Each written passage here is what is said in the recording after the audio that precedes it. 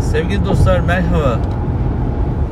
Bugün güneş başka ısıtıyor ve ışıtıyor insanın ömrünü, güzergahını. Allah bu güzellikleri üzerimizde daim eylesin. Bugüne uyanmak nasip oldu. Devamı da güzel olsun inşallah. Öyle dua edelim. Bugün kıskançlık üzerine konuşmak istiyorum. Kıskanmak. Kıskanmanın ölçüsü nedir? Kimi, neyi kıskanıyoruz? Birisini kıskandığımız zaman ne olur? Onunla rekabete mi gireriz? Onun kederi, kaderi üzerimize doğru çekilmiş mi olur? Neyini, nesini, ne kadar, neden kıskanırız? Bunları konuşmak istiyorum sizlerle. Hayatta hiç kimsenin hiçbir şeyini kıskanmamış bir kardeşiniz olarak herkese her şeyi güzel gören, evini, arabasını, makamını, mevkisini, duruşunu tebrik eden ve onların mutluluğundan mutluluk duyan bir kardeşiniz olarak bu tarz olayları tamamen insani, vicdani, kalbi, hissi, ruhi, manevi, maddi cepheden de olmak üzere hayatım içerisinde değerlendirme fırsatlarım oldu. Zira sevdiler, seçtiler, ekranlara çıkardılar. Biliyorsunuz ekran halkın sevdiğini çıkartır. Televizyoncular da bunu görür, bilir. Reytinglere bakar, şehirlere bakar. Şehir ve reytingler o insanın tekrar ekrana ya da yayına çıkışını bilir ve bildirir. Bu vesileyle ekrana çıkanların, meydana çıkanların, sahneye çıkanların çokça kıskanıldığı bir dünyada yaşıyoruz. Malum haliniz. Doğrudur. Bir insanın bir şeyini sevebilirsiniz. Mesela Elon Musk'ın siz şimdiki şöhretini, servetini kıskanabilirsiniz ama çocukken yaşadığı psikolojik travmaları bilemezsiniz. Dolayısıyla Elon Musk'ı kıskandığınız zaman onun hayatında yaşadığı travmaları da belki Allah Teala'dan istiyor olabilirsiniz. Farkında mıydınız bunun için? Mesela bir arkadaş bizi kıskanıyorsa 2 tane kurşunu da içinde almak zorunda olduğunu biliyor mu acaba? Bir gün Hafız Mustafa hocamın gözleri ama 2 gözle görmüyor biliyorsunuz. Kendisine dedim ki kıymetli hocam bizi bir gün bütün hocalarımızı davet edin, bir yemek ikram edin dedim. Yemeğin sonunda da herkese kalkıp bir konuşma yapın, teşekkür edin. Ben 35 senedir İstanbul ve Türkiye'de hatta dünyada sizler sayesinde birçok programa katıldım. Hepinize çok teşekkür ediyorum. Bundan dolayı şu kadar servetim oluştu. Böyle güzel imkanlar gördüm. Allah sizden razı olsun. Allah Teala bana verdiğinin en az 10 katını size versin diye dua edin hocam dedim. Peki dedi, bunu da yaptıktan sonra ne olacak Selmancığım dedi. Hocam dedim, konuşmanın en sonunda küçük bir detay daha hatırlatın. Arkadaşlar, deyin ki ben bütün bu nimetleri Allah'ın lütfu, sizlerin gayreti sayesinde buldum.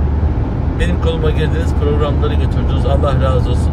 Ama eğer Allah Teala bütün bu nimetleri ve sizin gibi kıymetli hoca efendileri benim hizmetime seferber kılarken gözlerimin ama oluşunu bahane kıldı ise bu duam sizin gözlerini de ama yapabilir. Onun için bu bilinçle amin deyin, dikkat edin deyiverin hocam dedi. O da dedi ki nereden aklına geliyor böyle şeyler? Hocam dedim, Allah size hafız olduktan sonra gözünüzü kapattığı için siz hiçbir gün niye amayım deyip serzenişte bulunmadığınız için, Allah'a teşekkür dolu olduğunuz için bu nimetler size geldi. Ama bütün arkadaşlarınız maalesef sizin televizyona çıkmanızı kıskandılar. Televizyondan inişinize de dediler ki iyi oldu. Ne istiyorsunuz böyle bir insanda? Gözü görüyor, gözü görmüyor. Ne istiyoruz arkadaşlar? Neyini kıskanıyoruz Allah aşkına? Sarayda yaşayanların dertlerini biliyor musunuz siz? He? Sorun saraydakilere. Bakın ne kadar büyük ağır ızdırapları var. Denizin kenarında debi derya villalarda, köşklerde yaşayanlara sordunuz mu ne dertleriniz var diye? Ne trajedileriniz var diye? Sadece son model arabaya binen insanlara böyle imrenerek bakıyoruz. Vay be, bizim de böyle olacak. Olur. Vallahi olur, billahi olur. Ama o imrendiğiniz insanların yaşadığı trajedilerin tamamı da içinde gelirse siz ne yapacaksınız onu düşündünüz mü? Öyle olmak yerine ya Rabbi böyle güzel imkanları bize de nasip et, olmayanları da nasip et diyerek güzel bir alandan, güzel bir objektifle kendi hayatınıza bir projeksiyon yapabilirsiniz, bir oluşum yapabilirsiniz. Ama vay be, o adamlar kim bilir neler yaptılar da bunlar oldu. Çalmadan olmaz bu işler. Çok laf, yalansız, çok mal, haramsız olmaz. Kim bilir ne haramzadedir bunlar diyerek başkalarının hakkına girdiğinizi, bir gün Allah'ın size de böyle bir zenginliği verdiğinde tüm trajedisiyle, tüm olağanüstü zorlukları, ızdırapları, hayal kırıklıklarıyla beraber verdiğinde aynı sözü de siz bir başkasından duyuncaya kadar ölmeyeceksiniz. Aziz dostlar, laf atarken dikkat edin.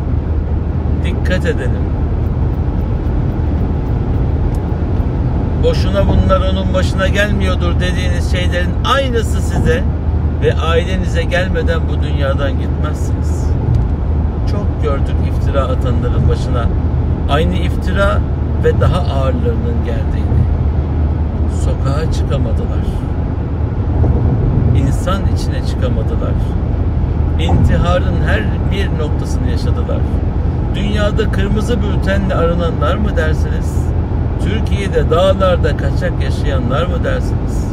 Evladıyla, kendi makamıyla ilgili büyük imtihanlarla yaşayanlar mı dersiniz? Yapmayın. Başkalarının kaderi sizin kederiniz olmasın. Kendi kitabınızı kendiniz yazın. Önünüze gelene imrenip durmayın. Deniz kenarındaki evin sıvası sizi aldatmasın. O evin içindeki, camın ardındaki, iç dünyasındaki elemi, ızdırabı bilmeden dışarıdan atıp tutmayın. Herkesin bir derdi var, durur içeri ve herkesin dünyasında bir dert, bir ızdırap, bir imtihan vardır.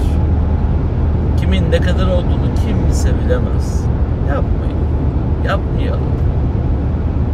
İmrendiğiniz, gıpta ettiğiniz insanlar olsun. Ama kıskandığınız, laf attığınız insanlar vallahi kaderiniz olur. Vallahi kederiniz olur. Altından kalkamazsınız. Büyük imtihanlar olur. Şu tünele girdiğinizde aydınlığın nimetini bilirsiniz. Tünelden çıkma ümidi baktığınızda vardır ama yol devam ederse çıkabilirsiniz. Nefaktır bunun adı. Nefak. Tünelin çıkışı varsa işte Münafık, iki yüzlü, iki çıkışlı olan demek.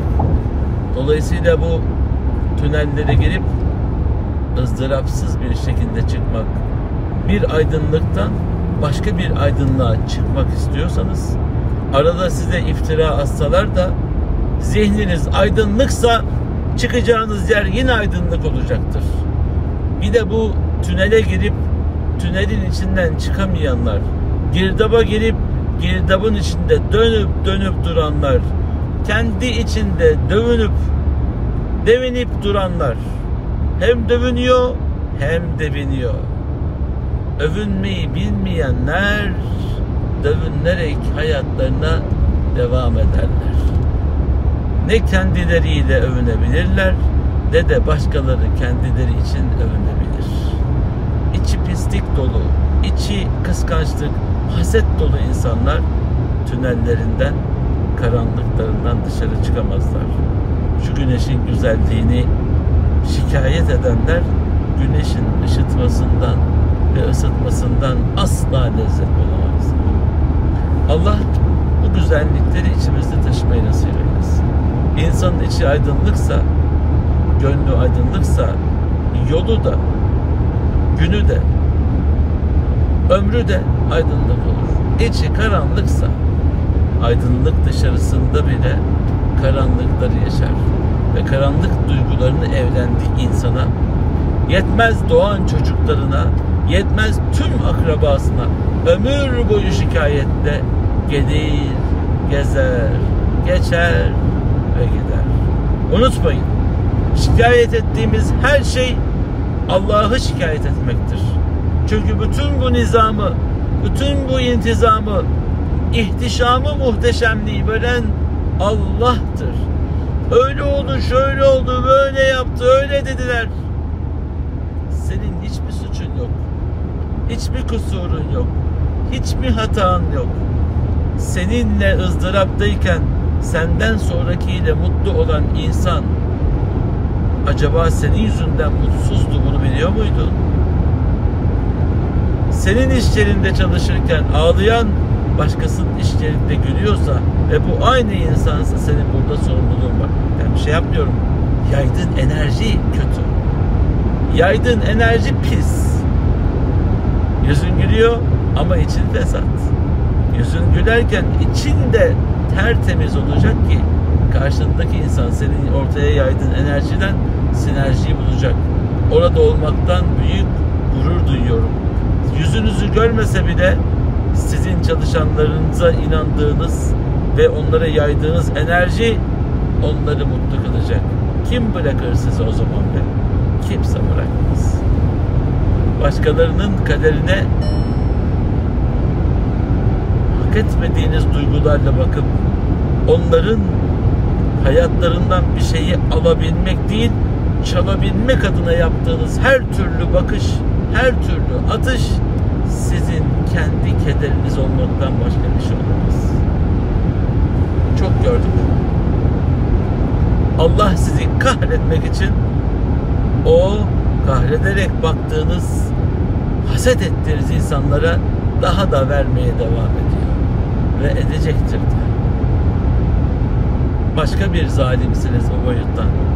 Yapmayın. Ben yapıyorsam ben de öyleyim. Yapmayalım. Yapmayınız.